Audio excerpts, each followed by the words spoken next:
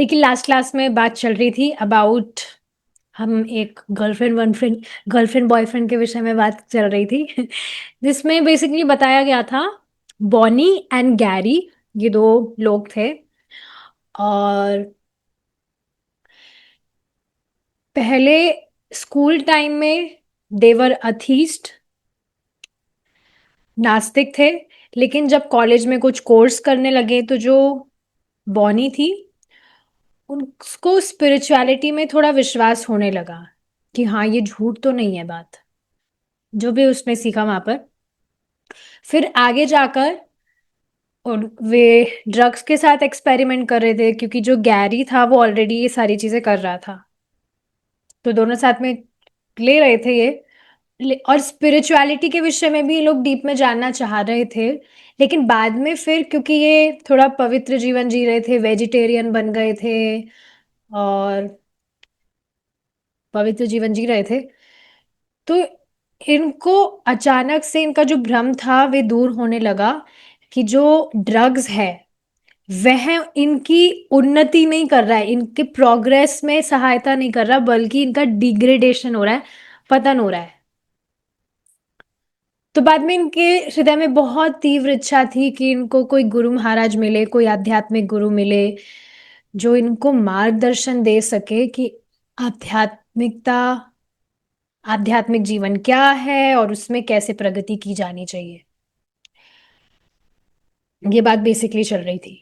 आगे हमने देखा था कि बॉनी वो ज्यादातर पार्क्स वगैरह में घूमा करती थी। तो एक बार पार्क में ही उन्होंने देखा एक टेबल पे बहुत सारी मैगजीन्स रखी हुई थी, और उसमें वो magazine basically Back to Godhead magazines ही थी। ये और भी किताबें होगी, पर Back to Godhead magazine, ये जो टाइटल था ये उनको थोड़ा कैची लगा। और जब उन्होंने उसको पढ़ना स्टार्ट किया, पढ़ा उसे थोड़ा, तो उनको बहुत इंटरेस्टिंग लगा। स्वामी जी के विषय में उसमें पढ़ा उन्होंने, प्रभुपाद जी के विषय में। और फिर अचानक से उनके हृदय में, मतलब बहुत खुश हुई वो, उनका चरित्र पढ़ते ही उनको लगा कि शायद यही वे व्यक्ति हो सकते हैं जो आध्यात्मिक गुरु की जिनकी मुझे तलाश थी, जो मुझे मार्गदर्शन दे सकते हैं। तो अब इनको मालूम चला था कि इन्हीं स्वामी जी ने यहाँ पास में ही आश्रम खोला हुआ है, और तुरंत उसको ढूंढने के लिए वे निकल गई थी। तो ये सारी चीजें, अब दोनों को फाइनली प्रभुपाद जी का ये जो टेम्पल था वो मिल गया था। और वे प्रभुपाद जी से मिलने के लिए उनके पर्सनल, उनका जो रूम था वहां पर गए। और वहां जाते ही उन्होंने अपनी सिचुएशन बताना शुरू किया। तो बॉनी देखिए क्या कहती है, इसे हमें कंटिन्यू करना है। प्रभुपाद जी रॉकिंग चेयर पर बैठे थे। रॉकिंग चेयर का मतलब आप समझ ही रहे हैं, वो जो ऐसे आगे पीछे होती है, रॉक करती है, उस पर प्रभुपाद जी बैठे थे उनके छोटे से अपार्टमेंट में। और वो हमें इस तरह से देख रहे थे जैसे हम मूर्ख हो, क्योंकि हम थे। और उन्होंने कहा कि आप मेरी क्लासेस में आना शुरू करिए, सिंपली मेरी क्लासेस में आइए हर सुबह, जो भी प्रवचन होता है, और शाम को भी आइए, और सब कुछ ठीक हो जाएगा। अब जब ये हमने सुना तो ये हमें एक अविश्वसनीय सी चीज लग रही थी, पर क्योंकि हम भ्रमित थे तो हम ठीक है मान गए थे, भाई जैसा स्वामी जी कह रहे हैं कर लेते हैं। इस बात को आप समझ रहे हैं ये लोगों को समझ नहीं आता है, वो आपको, स्पेशली कोई भी जो नया व्यक्ति है, वो आपको बहुत सारी कुछ परेशानी बता रहा है, ये हमें हमारे साथ ये हो गया वो हो गया, और आप चिल, आप उसको कह रहे हैं कोई बात नहीं।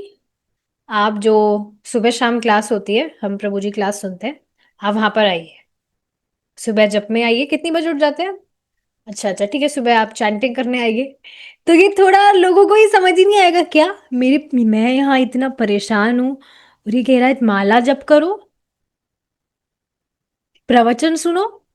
तो लोगों को समझ नहीं आता कि ऐसा करने से कैसे हमारी समस्या का हल हो जाएगा। जैसे कल एक माता जी बता रही थी, लास्ट में उनका क्वेश्चन था कि बहुत परेशान है वो व्यक्ति, मैं उनकी सहायता करना चाह रही हूँ, इसलिए मैंने उनको भगवत गीता पढ़ने के लिए कहा, पर उनको समझ नहीं आ रहा है। भगवत गीता पढ़ भी रहे हैं वो, पर पता नहीं पढ़ रहे हैं कि नहीं। बट हाँ, लोगों को ये बात समझ नहीं आती कि स्पिरिचुअलिटी फॉलो करने से हमारी प्रॉब्लम कैसे सॉल्व हो जाएगी। ये टॉपिक्स लोगों को बहुत एब्जर्ड लगते हैं, बेकार के लगते हैं।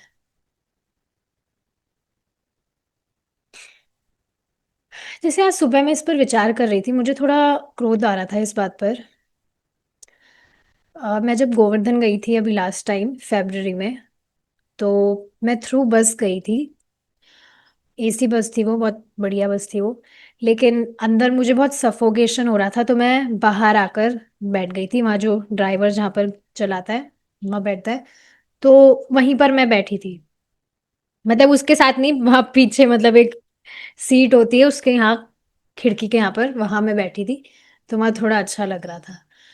तो उस दिन उससे बात हुई थी, ड्राइवर से। तो अच्छी बात हुई थी, मतलब आई वॉज ट्राइंग हिम कि चैंटिंग करना चाहिए, ये वो मान भी गए थे कि ठीक है करूंगा। मैंने उनको कहा भी था मैं माला दूंगी आपको अगली बार जब मैं आऊंगी। तो उन्होंने अपना नंबर शेयर किया था, उन्होंने इस तरह से कहा था कि ठीक है अगली बार आप जब जाएंगे तब भी आप मुझे फोन कर दीजिएगा, मैं आ जाऊंगा। क्योंकि वो इस तरह से अप एंड डाउन करते ही रहते हैं, उनका डेली का यही काम है बस चलाने का ही। तो नेक्स्ट टाइम जब उस समय तो रात का टाइम था, पूरा रात रात में आराम से जब करके गई थी। लेकिन अब अगली बार जब वापस लौटने का टाइम था, तो जयपुर आना था मुझे, तो वो बस थी दोपहर की। और दिन का समय था, थोड़ा वहां पे गर्मी का टाइम भी हो गया था अब, क्योंकि होली आने वाली थी, गर्मी का टाइम हो गया था स्टार्ट, गर्मी थी बहुत। लेकिन अंदर जो वो एसी वाली बस थी उसमें अभी भी हीटर चल रहा था, तो फिर से मुझे बाहर आके बैठना पड़ा था दिन में भी। बट दोपहर का time it was not very pleasing. तो वो जो ड्राइवर था वो बिल्कुल जैसे बहुत ही जैसे चेंज हो गया हो, बिल्कुल अजीब तरह वो व्यवहार कर रहा था वो, और बहुत ही उटपटांग बात कर रहा था मुझसे। और मुझे समझ नहीं आ रहा था भाई, पिछली बार रात को तो बहुत ही सज्जन व्यक्ति बन रहा था, इस तरह से मतलब वैसी कुछ उटपटांग बात नहीं की, बट इस तरह से उसकी बातों से ये प्रदर्शित हो रहा था कि उसकी नजरों में स्पिरिचुअलिटी वगैरह, आध्यात्मिकता वगैरह ये समय की बर्बादी है ना। लाइफ को थोड़ा एंजॉय करना चाहिए। ये क्या है, माला जप करो, ये करो, वो करो। तो अब ठीक है, उनको दोष भी नहीं दिया जा सकता, व्यक्ति अपनी चेतना के अकॉर्डिंग ही व्यवहार करेगा। पर हाँ, मैं यही बात बेसिकली समझाना चाह रही हूँ कि लोगों को नहीं समझ आता है कि क्या इसमें इतना इम्पोर्टेंट है, स्पिरिचुअलिटी इतना इम्पोर्टेंट क्यों है। तो ऐसा ही ये जो दोनों थे, इनको भी इसी तरह से थोड़ा अजीब सा लगा था कि प्रभुपाद जी को हमने अपनी पूरी सिचुएशन बताई, और प्रभुपाद जी कह रहे हैं कि हाँ आप क्लासेस में आइए सुबह शाम और सब कुछ ठीक हो जाएगा। तो ठीक है, ये मान भी गए थे क्योंकि स्वामी जी इस तरह से कह रहे थे।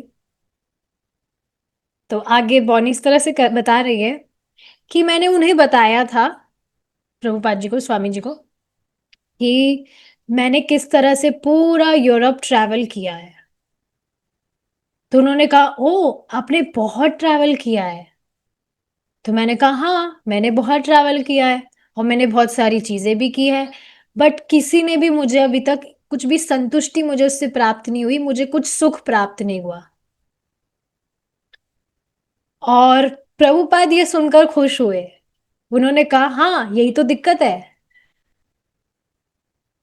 तो ठीक है, हम इस तरह से सुबह की क्लासेस के लिए आने लगे। हमारे लिए बहुत लंबा रास्ता था वो, वहां सुबह 7 बजे ही पहुंच जाना। सुबह सुबह 7 बजे पहुंचने के लिए, अब लंबा रास्ता है तो बहुत पहले भी निकलना होता है।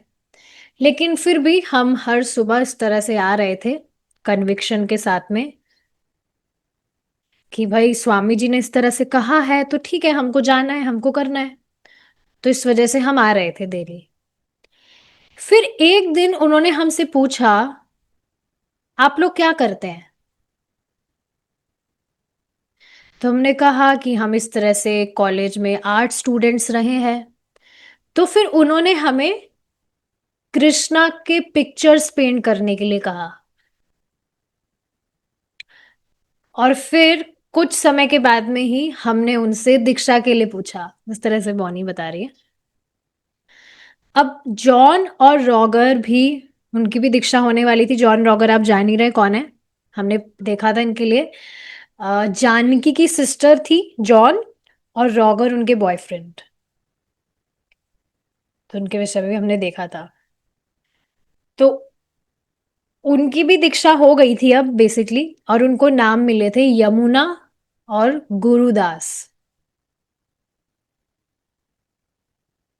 और उसके अगले दिन ही उनकी शादी भी हो गई थी। अब उनकी शादी के अवसर पर प्रभुपाद जी वहां पर आए, और उन्हें बहुत ही मोटी माला पहनी हुई थी,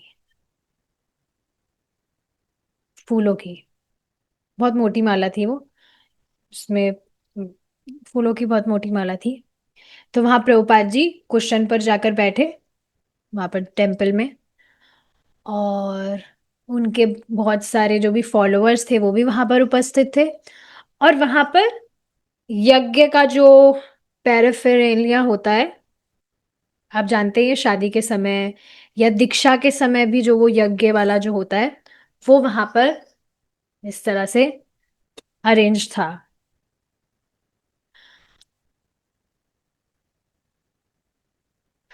तो उस तरह से उन्होंने वहां पर अग्नि प्रज्वलित की और समझाया कि कृष्णा कॉन्शियस मैरिज का अर्थ होता क्या है।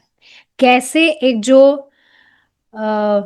हस्बैंड है और वाइफ है, वो एक दूसरे को साथ में सहायता करते हैं भगवान कृष्ण की सेवा करने के लिए, हमेशा कृष्ण को सेंटर में रखकर।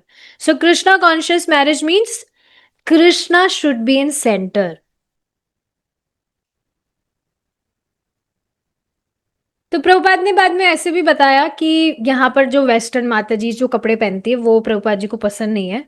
तो उन्होंने यमुना से रिक्वेस्ट की कि वो साड़ी पहने उस दिन।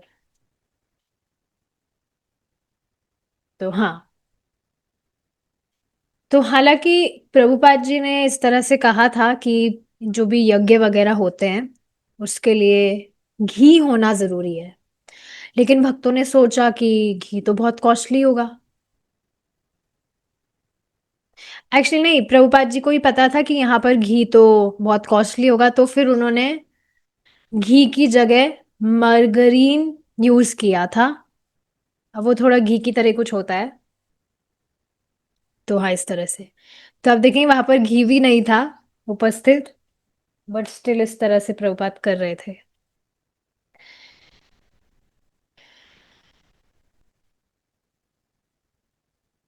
और जो लकड़ियां काम में ली जाती है इस तरह से यज्ञ वगैरह के लिए, उसके लिए भी उन्होंने कहा था, लेकिन डिवोटीज जो हैं वे कुछ और चीज लाकर दिए थे जिससे काम चल जाना था। Orange, broken orange crate. तो ये भी किसी तरह की लकड़ी होती होगी। ठीक है। अब यमुना और गुरुदास के साथ में उन्हीं के, मतलब वहां पर बैठे थे वो, जहां पर ये क्या कहते हैं उसको,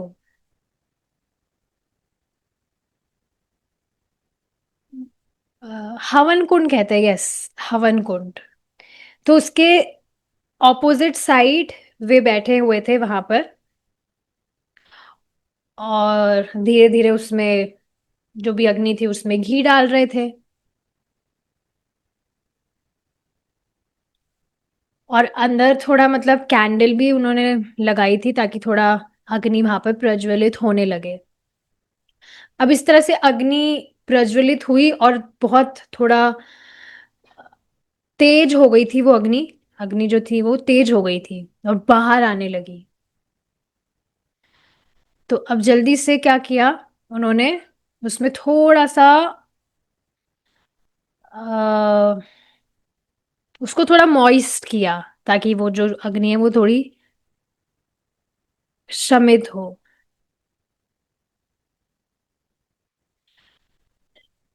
बेसिकली देखिए क्या होता है, आपने कभी कुछ पकौड़े वगैरह तले होंगे या सब्जी डेली बनाते हैं हम, तो तेल हम गरम करते हैं, तो उसमें अगर आप देखेंगे अगर कढ़ाई थोड़ी सी गीली रह जाए, तो तेल डालने के बाद में उसमें कुछ आवाजें आने लगती है, स्पटर्ड आउट। तो वैसा ही कुछ वहां पर हो रहा था। मतलब अग्नि बाहर नहीं आई थी, पर इस तरह से पट पट पट पट आवाज आ रही थी, जैसे तेल में आती है, तेल जब गर्म होता है उसमें पानी चला जाता है गलती से, तो इस तरह से आवाज हो रही थी। तो उसको शांत करने के लिए उसमें थोड़ा और मरगरीन डाला गया। लेकिन जैसे ही उसको टच किया जा रहा था, टच मतलब उसमें कुछ भी, या तो मरगरीन डाला जा रहा है या कुछ लकड़ी डाली जा रही है, तो फिर से उसमें ऐसे ही बहुत आवाज आ रही थी।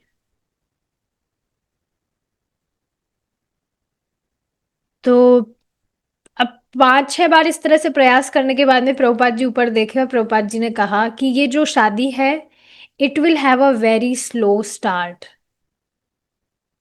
थोड़ा मतलब टाइम लगेगा इसको शुरू होने में, कुछ बन नहीं रही बात, और यमुना फिर रोने लग गई। तो इस तरह से हो रहा था। अब बॉनी और गैरी भी 2 हफ्ते बाद में प्रभुपाद जी से मिले, मिले थे जो, उनकी भी अब 2 हफ्ते बाद में दीक्षा हो गई थी। बॉनी को नाम मिला गोविंदा दासी, और गैरी को नाम मिला गौर सुंदर। तो अभी भी पहनी तो वो ब्लू जीन्स ही थी। सोचिए आप, डिवोटी ड्रेस में नहीं है, दीक्षा के समय में भी ब्लू जीन्स पहने हुए हैं, सोचिए आप।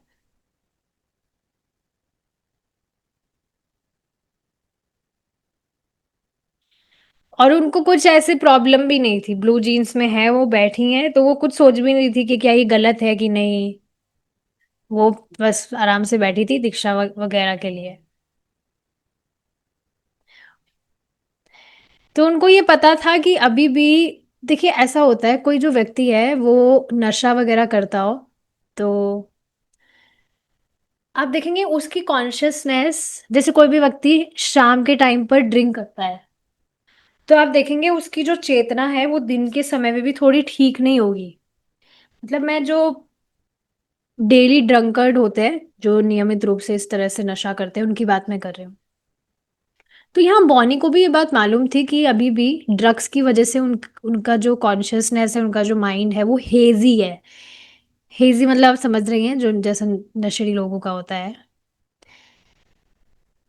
लेकिन उन्होंने अपनी दीक्षा को बहुत सीरियसली लिया था, और बहुत स्ट्रिक्ट फॉलोअर्स वे बन रहे थे प्रभुपाद जी के। उन्होंने इस तरह से डिसाइड किया था कि भाई आध्यात्मिक जीवन के लिए हम प्रयास कर रहे थे, हमें कोई स्पिरिचुअल मास्टर मिल जाए। अब मिल गए हैं तो बस अब पूरा प्रयास हमें देना है हमारा। अब अभी भी मतलब ड्रग्स का स्टॉक इन्होंने कुछ रखा हुआ था, पूरा ऐसे किया नहीं था, लेकिन अब दीक्षा लेने के बाद में गौर सुंदर के पास में जो भी ड्रग्स आइटम्स थे, सब उन्होंने फेंक दिए थे।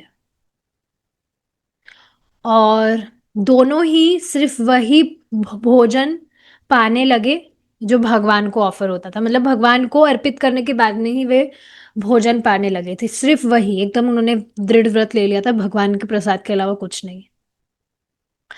अब जब 2 हफ्ते बाद में उनकी दीक्षा हो गई, तो प्रभुपाद जी ने उन दोनों की भी शादी कराई। देखिए ये सब जरूरी था, to live a regulated life. Prabhupada was so much concern, बिल्कुल मेक श्योर करना चाहते थे कि उनके शिष्यों का पतन ना हो, कुछ डिस्ट्रैक्शन ना हो। इस वजह से वे दीक्षा दे रहे थे और शादी भी करवा रहे थे, ताकि फिक्स हो जाए, स्थिर हो जाए, मन इधर उधर ना जाए। और आप देखेंगे शादी होने के बाद में, मतलब सही शादी की मैं बात कर रही हूँ, तो शादी होने के बाद में थोड़ी आत्मीयता भी बढ़ जाती है दोनों हस्बैंड वाइफ की एक दूसरे से, ऐसा होता ही है, और टाइम के साथ में ये बढ़ता भी है। स्पेशली अगर कृष्णा कॉन्शियस हस्बैंड वाइफ है, तो उनका केस तो बिल्कुल ही डिफरेंट होता है, बिल्कुल अच्छा। आत्मीयता होती है, भगवान कृष्ण केंद्र में है, तो भगवान की सेवा अच्छे से हो रही है, बिल्कुल इस तरह से सब कुछ बैलेंस्ड में बढ़िया तरह से रहता है। तो हाँ, प्रभुपाद जी इस तरह से शादी करवाए कर उनकी भी मतलब अगले दिन 2 हफ्ते बाद में उनकी शादी प्रभुपाद जी करवा रहे थे।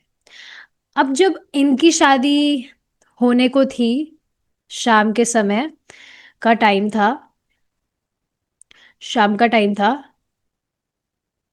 गोविंदा दासी के जो पिताजी हैं वे टेक्सास से आए थे।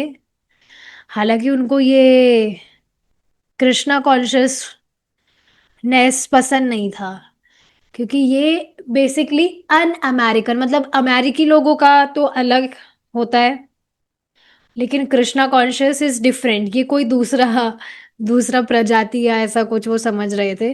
सो उनको पसंद नहीं आ रहा था ये क्या कृष्णा कॉन्शियसनेस है, ये है वो है। अब वे प्रभुपाद जी के पास में गए, गोविंदा दासी के फादर, और उन्होंने पूछा, आपने मेरी बेटी का नाम क्यों चेंज कर दिया? उनका एक भारतीय नाम होना क्यों जरूरी है?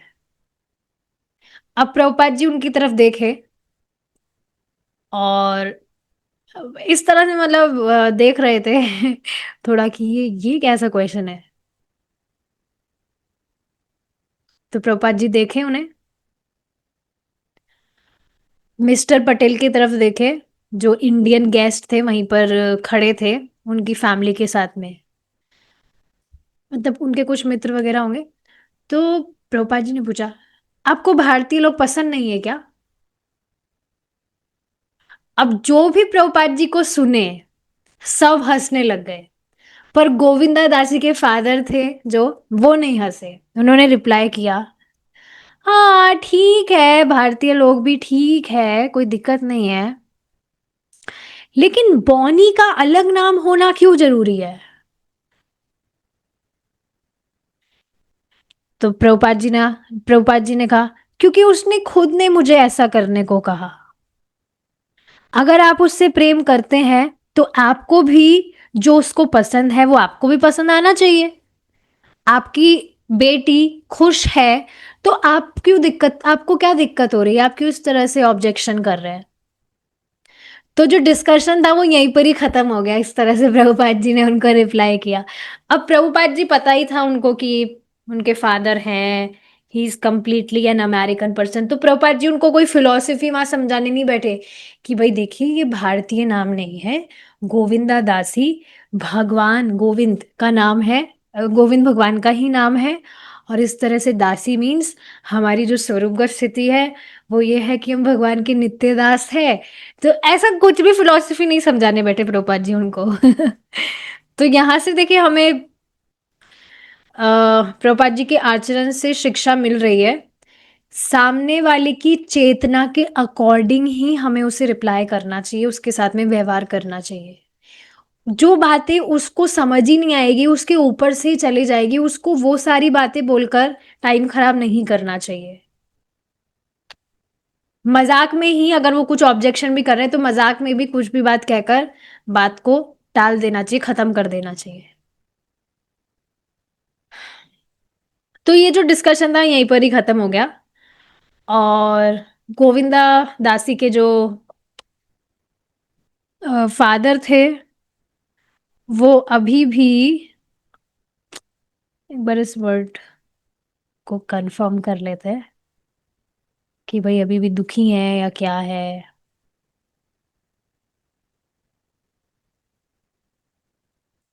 ठीक है, गोविंदा दासी के जो फादर थे ही वॉज नाउ पोलाइट। ठीक है, वो शांत हो गए थे, अब उन्हें दिक्कत नहीं थी। बाद में उन्हें प्रसाद बहुत अच्छा लगा, तो अपने बेटी और जवाई के साथ वो बैठकर आराम से प्रसाद पा रहे थे। बहुत मजा आ रहा था उनको प्रसाद पाने में। अब गोविंदा दासी क्या कह रही है, बॉनी जो गोविंदा दासी हो गई, व्हाट इज शी सेइंग, गौर सुंदर और वे अ, साथ में प्रभुपाद जी के जो भागवतम के वॉल्यूम्स है उसको वे पढ़ रहे थे। और उसी समय प्रभुपाद जी ने उनको भगवान राधा कृष्ण और एक गाय, उस फोटो में बड़ा सा कैनवास उनको पेंट करने के लिए प्रभुपाद जी ने ये सेवा उनको दी थी। अब देख रहे हैं ना, प्रभुपाद जी पहले पूछते, अब क्या करते हैं, फिर उनका वो जो भी प्रोफेशन बताते, उसके हिसाब से ही प्रभुपाद जी उनको सेवाएं देते।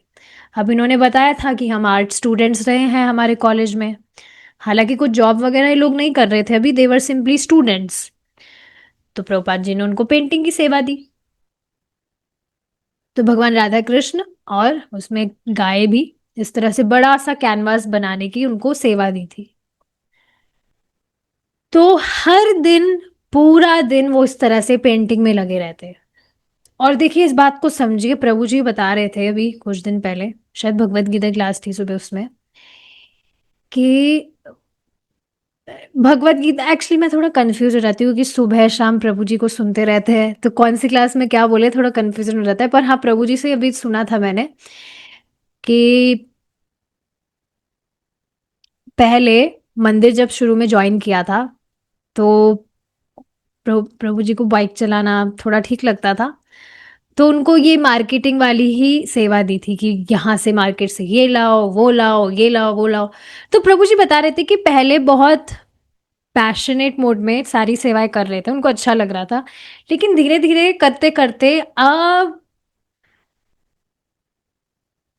उन सब सेवाओं में से उनको थोड़ा, मतलब अब जिस तरह से बैठकर, देखिए सबसे अच्छा जो, मतलब मैं यहाँ पर डिफरेंशिएट नहीं कर रही हूँ, बट देखिए, हमारे जो भी भगवान की हम जो भी सेवा करते हैं उससे हमारा प्यूरिफिकेशन ही होता है। तो प्रभु जी बता रहे थे, शुरू में अगर मुझे कहा जाए कि बैठकर इस तरह से क्लासेस डिस्कस करो या जप करते रहो, एक्स्ट्रा जप करो, तो ये मुझसे शुरू में नहीं होता। पर इस तरह से जो भी सेवाएं थी, मेरी जो रुचि थी, उस हिसाब से जो भी सेवाएं की, उससे मेरा प्यूरिफिकेशन हुआ। और उसके कारण प्रभु जी मतलब अच्छे से काफी काफी समय तक इस तरह से बैठकर शास्त्र श्रवण कर रहे हैं या अध्ययन कर रहे हैं, पठन पाठन कर रहे हैं, सहज हो गया, बल्कि बहुत टेस्ट मिलता है अब इसमें प्रभु जी को। तो ये चीज है कि हमारी जो भी प्रवृत्ति है, जब हम वो भगवान की सेवा में नियोजित करते हैं, तो उससे भी हमारा प्यूरिफिकेशन होता है। Whatever we do for Krishna, that can be anything, उससे हमारा प्यूरिफिकेशन होता है। जैसे शुरू में मुझे भी पेंटिंग करने का बहुत शौक था, और बहुत ज़्यादा शौक था क्योंकि डिज़ाइनिंग फील्ड भी था, और पेंटिंग में भी बहुत बहुत चीज़ें मैं पेंट कर लेती थी, यहाँ तक कि पोर्ट्रेट्स वगैरह भी मुझे बनाने आ गए थे। तो अब कृष्णा कॉन्शियसनेस में आने के बाद में इस तरह से सुना ही था कि अपनी जो भी इंटरेस्ट है वो भगवान की तरफ करिए डवटेल। तो मैं बहुत पेंटिंग करी थी, उसमें मुझे याद है मैं गिरिराज के फोटोज बनाते रहती थी, बहुत सारे गिरिराज के छोटे छोटे फोटोज बनाती थी, और मैं डिवोटीज को गिफ्ट करती थी वो, कोई भी नया व्यक्ति है। जिसमें मैंने सुना था, प्रभु जी ने कहा था कि जो गिरिराज है, अगर कोई भी भक्त है उसको मंत्र वगैरह नहीं पढ़ना आ रहा है या थोड़ा आलस भी वो कर रहा है, तो गिरिराज को सिर्फ दिखा दीजिए खाना, और भगवान देखते ही स्वीकार कर लेते हैं, मंत्र की भी अपेक्षा नहीं करते हैं। तो फिर मैंने सोचा था कि नए भक्त हैं, इनको तो दिक्कत भी होगी, कैसे भगवान को इस तरह से बोलकर भोग लगाएंगे ना, इतनी प्रेयर्स गाओ, ये करो वो करो। तो नए भक्तों को भी मैं गिरिराज के फोटोज पेंट कर करके,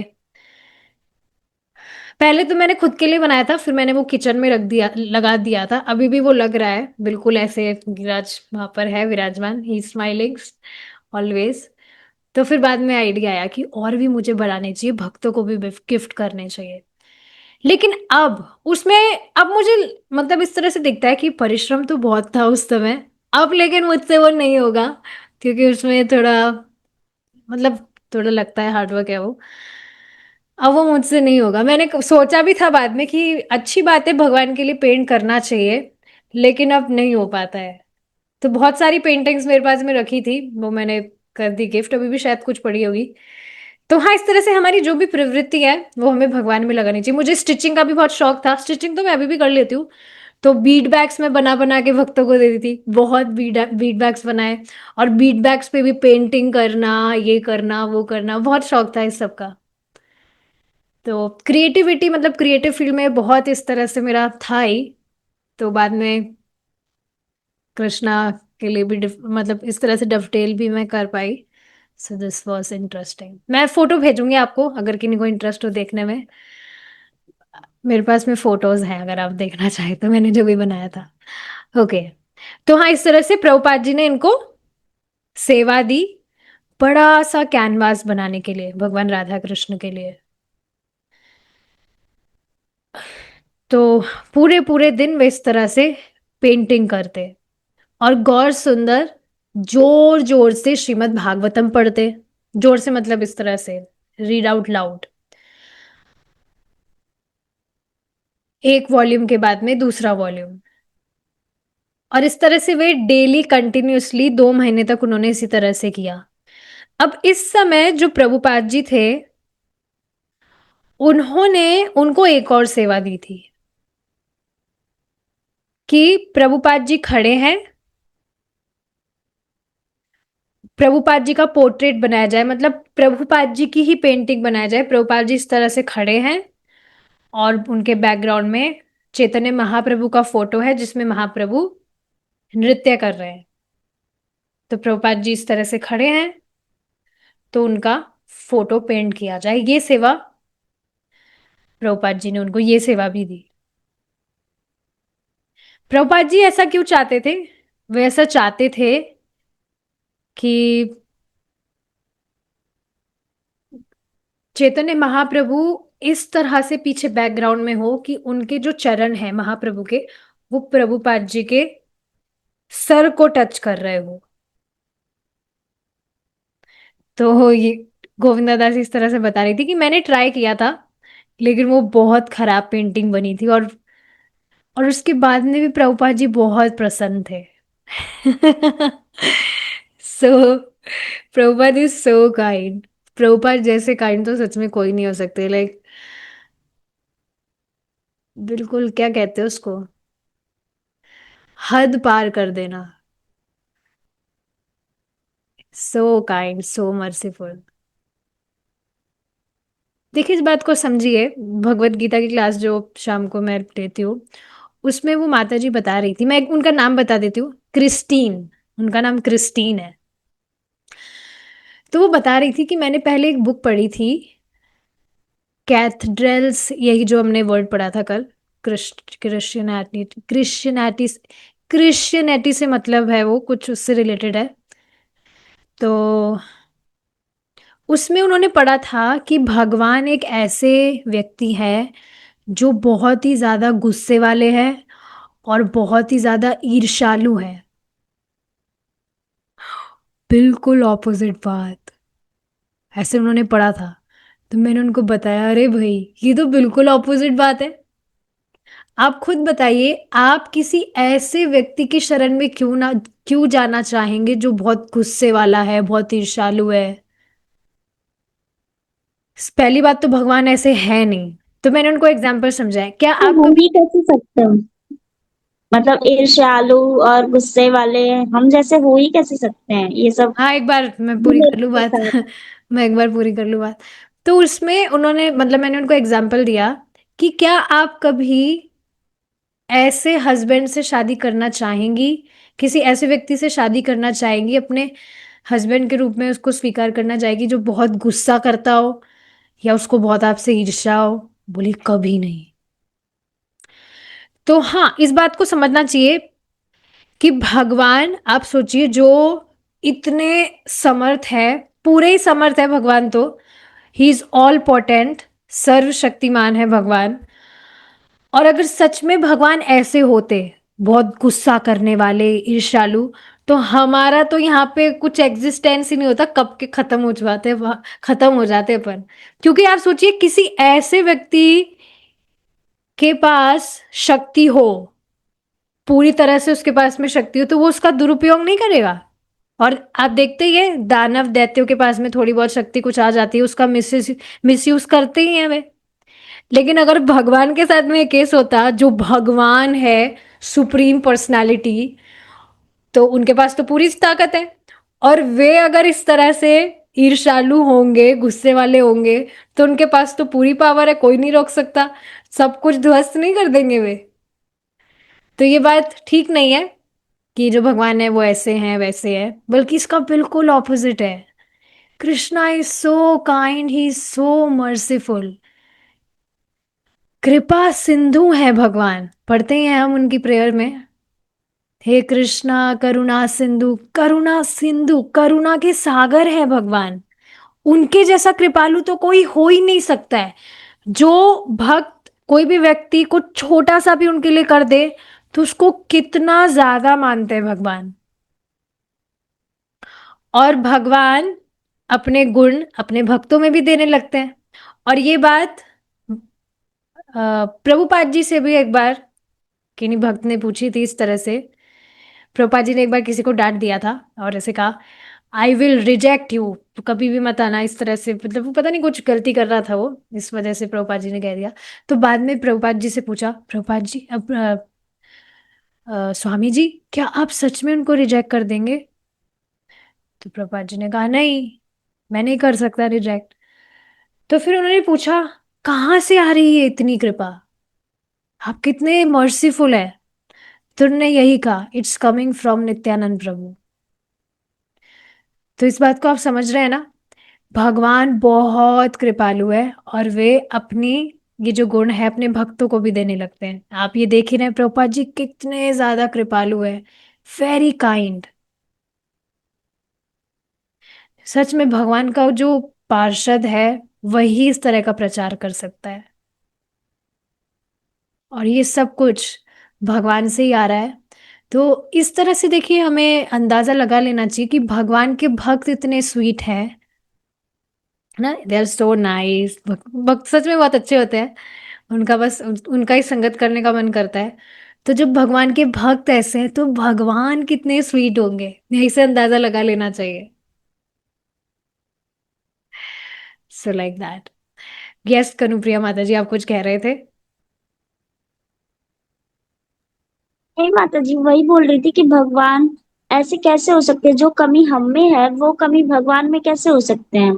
क्योंकि कोई भी तो एक सुप्रीम पर्सन है ना, जो हमसे परफेक्ट हो। मतलब जो नहीं जानता उसकी बात कर रही हूँ, भगवान में कभी हम जैसी कमियां नहीं ही हो सकती है, ये बोल रही हूँ। यस, तभी तो वे भगवान है। और ये देखिए बहुत जरूरी है जानना भगवान के गुणों को, तभी व्यक्ति उनकी शरण लेगा।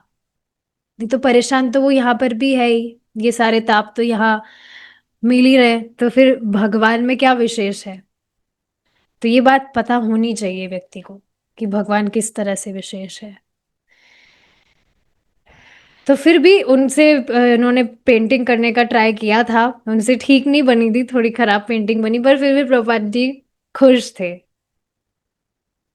वो पेंटिंग देखकर।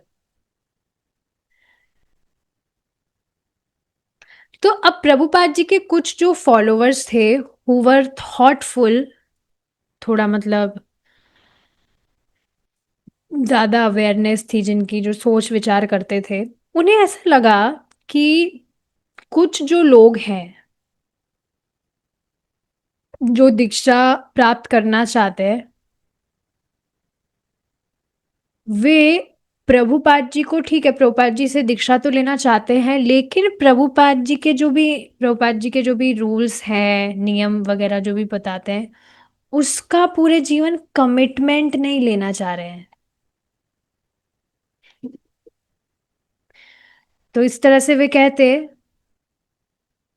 कि कुछ लोग बस दीक्षा, खाली दीक्षा ही लेने आते हैं, हमने कभी इनको पहले कभी देखा नहीं और फिर वो बाद में कभी दिखते भी नहीं। तो प्रभुपाद जी ने इस तरह से रिप्लाई किया, प्रभुपाद जी को ही की उन्होंने ये बात कि स्वामी जी कुछ लोग बस दीक्षा लेने ही आते हैं, कभी भी हमें वो पहले कभी दिखे नहीं और बाद में फिर कभी वे दिखते भी नहीं, दीक्षा वो एक बार हो गई। तो प्रभुपाद जी ने इस पर रिप्लाई किया कि यही रिस्क है जो उन्हें लेना था, ये रिस्क था जो प्रभुपाद जी ले रहे थे। देखिए इस तरह से बताया जाता है, कोई भी गुरु किसी भी शिष्य को स्वीकार कर रहे हैं अपने शिष्य के रूप में, तो वे उस शिष्य का दायित्व लेते हैं। बेसिकली ही टेक्स रिस्पॉन्सिबिलिटी कि कुछ भी इससे मतलब शिष्य से कुछ भी गलती होगी तो शिष्य को कुछ तकलीफ ना आए, गुरु उसके लिए जिम्मेदार होंगे। उसके अलावा guru will be responsible to take his disciple back to Godhead. प्रमाणिक गुरु की बात हो रही है।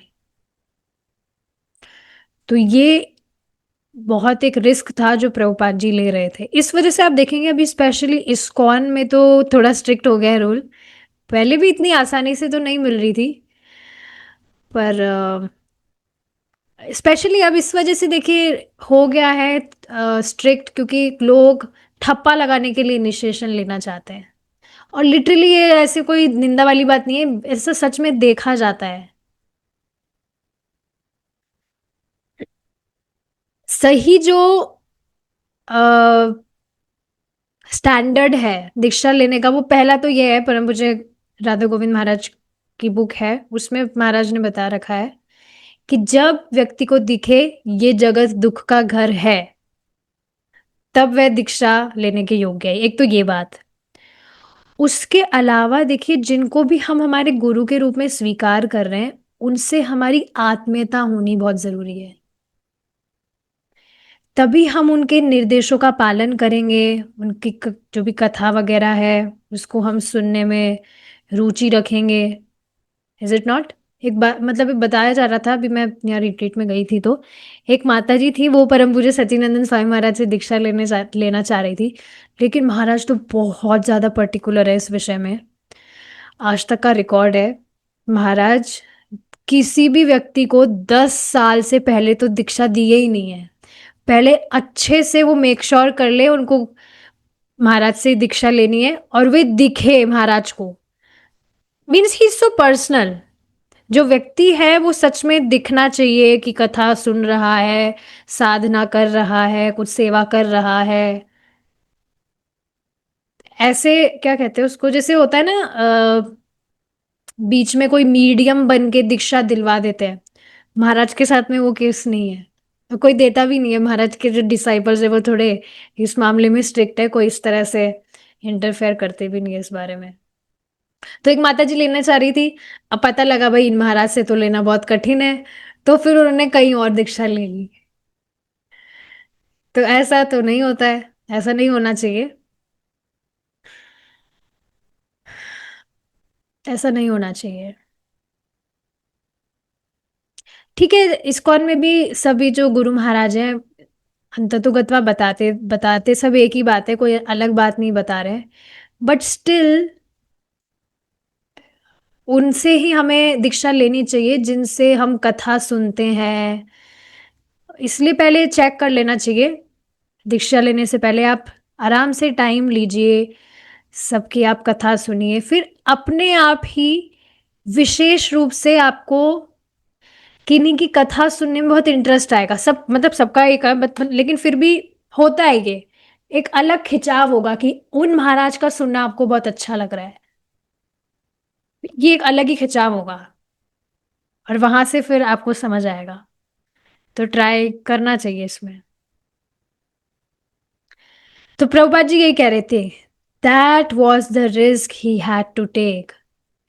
एक दिन प्रवचन के समय टेम्पल में उन्होंने ये बात एक्सप्लेन की थी कि जो भी डिसाइपल है, शिष्य, उसने जो भी अपने पूर्व कर्म किए हैं, उसके जो भी पाप है, वो सारे के सारे दीक्षा के समय नष्ट हो जाते हैं। है ना, मतलब जो भी उसने पाप किए हैं उसका जो रिएक्शन आने वाला होता, इनिशिएशन से वो सब समाप्त हो जाता है। और गुरु महाराज जो है वो रेस्पॉन्सिबल होते हैं उसके लिए, जब तक जो शिष्य है वो इस भौतिक जगत से तर ना जाए। एक और बात इस तरह से बताई जाती है, अगर कोई शिष्य है मानिए भगवान के धाम नहीं लौट पाया, तो उसके लिए फिर गुरु महाराज को फिर से भौतिक जगत में आना होता है उस शिष्य का उद्धार करने के लिए।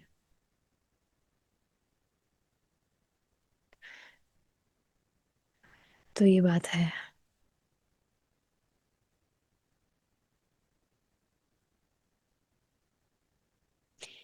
तो ठीक है, फिर उन्होंने कहा कि चैतन्य महाप्रभु ने इस तरह से वार्निंग की दी है कि एक जो गुरु है उन्हें बहुत बहुत डिसाइपल्स एक्सेप्ट नहीं करने चाहिए, but still Prabhupada was doing.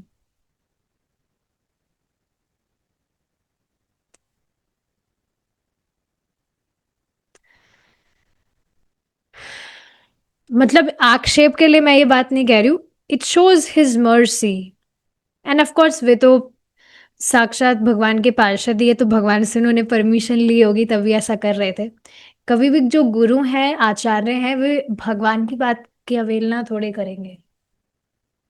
तो he might have took permission from Krishna already. ठीक है। अच्छा, हमारा तो टाइम हो गया है। टाइम हो गया है। ठीक है, हम यहाँ पर रुकेंगे अब, and we'll continue tomorrow if Krishna's willing. माता जी, जी। माता जी, जैसे तो फिर गुरु जो है, मतलब जैसे कि अभी बहुत सारे डिवोटीज हैं जो दीक्षित हैं, सेकंड भी दीक्षा हो गई है उनकी, तो हम तो ये तो डायरेक्टली मान लेना कि वो भगवत धाम इसी जन्म में जाएंगे, क्योंकि फिर गुरु को आना पड़ेगा, नहीं तो जैसा कि आप बताइए उसके अकॉर्डिंग। पर इसके विषय में आपको टेंशन क्यों करनी है, पहले मेरा ये क्वेश्चन है। नहीं, मतलब मेरे को टेंशन नहीं है, मतलब मैं खुश हूँ कि मतलब ऐसा है, तब तो फिर तो बल्ले बल्ले है, मतलब जो बहुत हाई स्टैंडर्ड है मैं नहीं हूँ। मैं एक बात कह रही थी, फिर तो सब चले जाएंगे, फिर तो बहुत अच्छा है ना, मैं ये बोल रही हूँ। जी तो जी, बिल्कुल मतलब चले जाएंगे। 16 इफ दे मेरे, are following guru's instructions, then they will definitely go back to Godhead. हाँ क्योंकि पता देखिए, है कि तो फिर स्पेशली देखिए, बताया जाता है कि दीक्षा तो हमारी हो ही चुकी है, नाम जप हम ऑलरेडी कर रहे हैं, but this is formal initiation. तो अगर मतलब ये बात इसलिए ऐसा नहीं कह रही कि दीक्षा नहीं लेनी चाहिए, कि लो या मत लो कोई फर्क नहीं पड़ता, ऐसा नहीं। पर सोचिए, कोई व्यक्ति अगर 16 माला का जप कर रहा है, 4 नियमों का पालन कर रहा है, और दीक्षा उसकी ना हो पाई किसी कारण से, ऐसा वैसे होगा नहीं, बट स्टिल अगर ऐसा हो जाए, then also he will go back, क्योंकि अल्टीमेटली प्रभुपाद जी के निर्देशों का पालन तो वह करा ही है जीवन भर। हाँ, तो ये बात है। क्योंकि दीक्षा लेना बहुत बड़ी बात है, जैसे आपने बताया ना, उनका सारा किया गया अगर कोई बाद में कुछ गलती करेंगे तो सारा गुरु महाराज पर जाएगा, और उनके अब आगे वाले जीवन का उत्तरदायित्व तो उन पर होता है, वो कैसे मतलब भगवत नाम लेके जाएंगे। तो दीक्षा बहुत सोच समझ के मतलब लेना चाहिए, ये बात मेरे को लग रहा था। जी माता जी। तो अभी है टाइम, आराम से कर सकते हैं डिसाइड। मैं तो कुछ नहीं हूँ, अपने बारे में नहीं सोच। ठीक है, सोचिए, अभी टाइम है। ठीक है, हम रुकेंगे यहाँ पर। शिला प्रभुपाद की जय। हरे कृष्णा।